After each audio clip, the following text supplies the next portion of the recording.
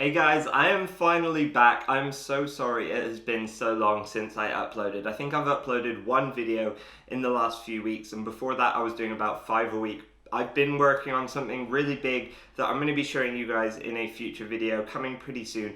But for now, I'm back, and today we have a really exciting video. We are talking about George Gankas and shallowing the golf club. I recently saw something which is on George Gankas's Instagram page. You can check it out here. It's in his IGTV.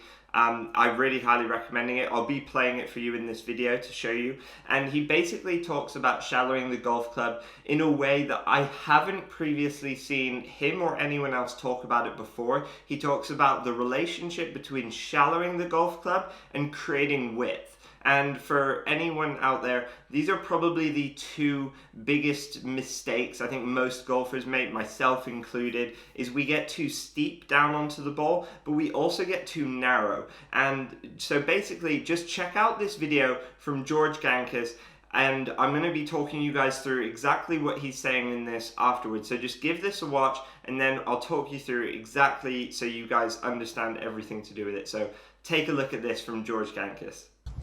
What up, guys? I got a new G-Box drill for you. This is for a lot of players out there who are opening up and getting everything outside, their elbows in front of the box, but the shaft's coming too far out and over. And then I get a lot of players who are like, okay, I'm just going to pull down and then turn. Pass 2 outs to the right, contact's not very good, no speed. Okay, so we're going to show you something. I'm going to call it the nunchuck drill. Okay, what a nunchuck is when you see somebody like this and then they start using a nunchuck, okay, that's the nunchuck drill. Now, what is a nunchuck drill doing if I went up to the top and I said, okay, that's my top position right there, took it here and did this, okay? What is happening to my hand from this position? It's actually moving back and my elbow's moving in front of me.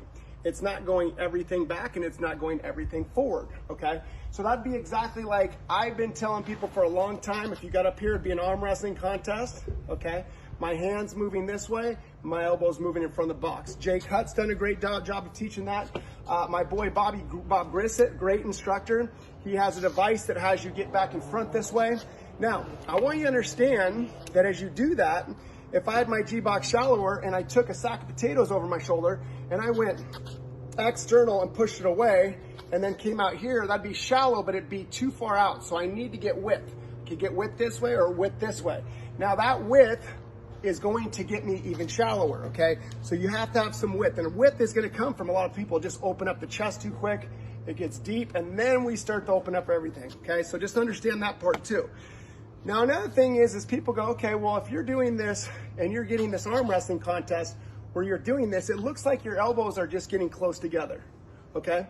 Now, if you see that right there, my actual shaft is not shallowing because external rotation would be me pushing it this way, okay?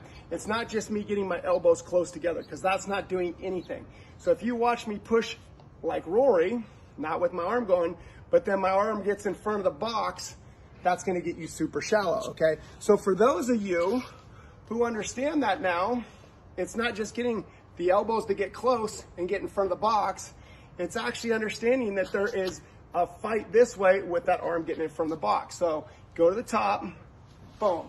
Still use your pivot, okay? So it's gonna look just like this. If you went to the top, for those of you who don't have any push, boom. That would be super shallow, probably more shallow than you wanna be. But understand there's a fight between the arms. But for those of you who are trying to get everything out or everything back behind you, that's why you're steep on either end, this way or this way. So it's gonna be not everything this way, not everything this way. It's gonna be the top part of the hand pushes this way as I rotate and the arm gets in front of the box. I've said that a lot. Here's a brace here. As I start to open, that brace, that left arm's gonna stay there as I start to rotate. That will shallow you out, okay? Hope that helps a lot of you. So for some of you, you'll have watched that and you'll be like, that is amazing, my mind is blown. For others of you, you might have watched that and you might be thinking, I don't quite understand, I don't exactly understand what he's talking about. George does talk quite fast and, you know, things make sense, but, you know, to some kind of sometimes they're a little bit hard to follow. So let's talk about it. So basically in that video, he's talking about the relationship between width and shallowing and how the arms should move from the top of the backswing. He shows basically how your arms shouldn't move. If you get too deep and stuck behind, you can actually still get steep from a deep into out position, and you can actually get steep and kind of shallow and get to out to in with the arms too away from the body. So he's talking about the relationship between the right arm and the left arm as you transition down into the ball. Now, you know, shallowing of the golf club is talked about so much. There's so many training aids. We just did a video on the Plane Mate from Tour Striker Golf. If you haven't seen that, check that out. But I will be doing a full review of that coming up because it is an awesome product to get you shallow and actually help you create width as well. So actually, you know, we could combine that training aid with the stuff George has just been talking about. But basically, he's talking about the relationship between width and shallowing. So from the top of the backswing, sequencing down, getting the arms back in front of the body whilst shallowing the golf club, whilst maintaining width. That move, creating that move whilst rotating through down to the ball is really the difference between like even good golfers and elite golfers. Like if we're talking like Dustin Johnson, Colin Morikawa, you know, Justin Thomas, who else? We got Rory McIlroy, you know, these big names in the game of golf, Tiger Woods, they all have this move. Like, yes, they have different golf swings. Some of them are more shut, some of them are more laid off. They have different body shapes. But actually, when you look at this move from the top of the backswing, like, they're all incredibly similar. They all rotate whilst creating this shallowing and keeping the width in the backswing. So basically, how does this work? Well, first of all, you know, so what George is basically saying, you move the right arm and the right shoulder, you get internal rotation, and you're moving the right elbow back in front of the body. And so basically, internal rotation, you're getting external rotation, external shoulder rotation, You're getting external shoulder rotation, moving the right elbow back in front, which is shallowing out the shaft of the golf club. But you can do this wrong. You can, you know, basically the way I like to think about it is if you're going to get narrow, that's really going to come from having a lot of bend in the right forearm as you start to do this. So if you're doing this from the top of the backswing and you're moving that elbow in front, if you have a lot of bend in this right arm, that's keeping you very narrow. It's keeping your arms closer to your body, and it's going to mean you're going to be coming down steeper onto the ball. Even though it might look shallow, it's going to be more flat. You're not actually going to come down through the ball that shallow. You're still going to actually come down quite steep and not create that width. And width in the golf swing is, I think, a hugely underrated thing because it basically enables good players to have a really consistent swing arc. It doesn't really matter what the club's with, wedges, irons, drivers. You know, the best ball strikers have a very consistent swing arc. They are coming down at basically the same angle of attack with that club every single time, coming down super shallow through the ball, striking it absolutely flush. So basically the way I like to think about it is you're at the top of the backswing, and then yes, that right shoulder and everything is externally rotating. The easiest way, instead of thinking external rotation, just think about almost your right hand trying to stay at the top of the backswing whilst your right elbow actually trying to move down into the ball. And also whilst trying to keep your hands as far away from your body as possible. If any of you are like tennis players out there, I kind of like thinking about it like a right-handed forehand in tennis, where like you create a huge wind up and, you know, keeping that right arm quite far away from the body. Basically creating a big circle. So that's how I like to kind of think about it, but you can think about it other ways. You could get the feeling of like trying to straighten your right arm, trying to push out with this left arm, trying to like push your hands away from the body as you're kind of externally rotating. So you can kind of experiment once you understand what your body's trying to do, whilst like keeping the hands far away, whilst externally rotating and rotating your body. you can kind of try and develop your own feels. You can experiment with, is it going to work best if I get the feeling of pushing my left hand away whilst pulling my my right elbow into the golf ball? Is it going to work best if I feel like my right hand stays further away whilst that right elbow moves into the golf ball and rotating through? So I think this is a really interesting area to talk about, because it could help every single one of you watching.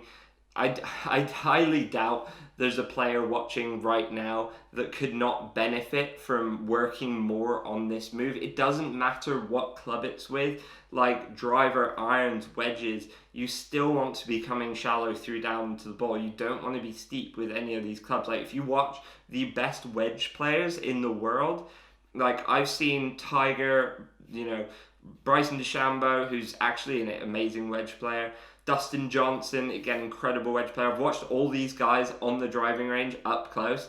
The divots they're taking with their wedges are like nothing. They go down probably that much into the ground, and they are super shallow, clean divots. Like they're not digging down into the golf ball. Pretty much the only real decent player I can think about who really digs down into the golf ball, someone a bit more like Alex Noren, which I wouldn't really recommend just because it can really affect your left wrist. I used to kind of really dig down into my wedges, and it actually ended up giving me left wrist problems for a while, and I still kind of occasionally get a bit of issues with it. So I wouldn't recommend that. You want, especially with when it comes to chipping and pitching, like Dustin Johnson, one of the most improved pitchers of the golf ball, and Justin Thomas as well. So Dustin Johnson and Justin Thomas, always difficult saying those two names together. So these two guys pitch it. If you watch them pitching and if you watch them from front on, they are keeping their hands and their swing arc incredibly wide. And this basically allows them to come through the golf ball super, super shallow. You can't really so much see it from behind, but if you are able to watch it from front on, if you watch the Paynes Valley Cup, I think it was the first or second hole, Justin Thomas hit an incredible little kind of chippy pitch, like spinning pitch to about a foot or something, and it was awesome. And they had a really good look from front on, and he keeps the swing arc incredibly wide, the club head incredibly wide, and comes through the ball super, super shallow and generates an incredible amount of spin on a very short pitch. So these can really help you, these things, working on these things, they can help you with every single club in the golf bag. It can help you get more speed, more power, more consistent strike, and just become a better golfer. So I hope you guys did enjoy this kind of short video taking a look at this. When I first saw it, my first instinct was like, I gotta show you guys this, because I think this could help so many people, and thanks to George Gankas for putting that video together, explaining some of those concepts to us. And I do recommend checking out his G-Box training aids. I haven't actually used them yet, but I do know that he has some training aids. He has one of the mini G-Boxes for your right arm, which actually sits just above your elbow, and so it basically stops you, if you are getting too narrow, bending your right arm too much, it stops you doing that because it sits like here, so you're actually not able to bend your right arm. So that could be a really good training aid for it would take away any feeling you need to get of creating width, and you could basically just focus on shallowing, and it's going to help you create that width for you. And I will be doing a video with the PlaneMate talking about more stuff like this, because that's another excellent training aid which would really help you create this width and also shallowing the golf club as well. So hope you guys have enjoyed this video. I have loads more stuff coming, some really highly requested videos from you guys coming in the next few days, and I will be back to posting a lot more. So make sure you give this video a like, make sure you are subscribed to the channel, comment your thoughts down below. I'd love to know if you learned something from this video, if it helps you in your golf, or you didn't enjoy it for whatever reason, still let me know. Thank you guys for watching. I'll see you in the next one. It is so good to be back. As always, guys, grip it and rip it.